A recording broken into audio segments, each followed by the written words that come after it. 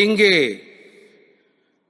கோட்டை மாரியம்மன் கோயிலின் உச்சியிலே தெளிவாக என்ன எழுதியிருக்கிறது என்றால், ஓம் சக்தி.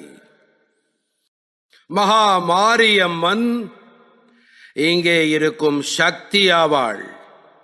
தமிழ்நாட்டிலே சக்தி காஞ்சியின் காமாட்சி, இங்கே சக்தி மதுரையில் உறையும் மீனாட்சி, இங்கே கன்னியாகுமரி சக்தி பீட்டமாகும்.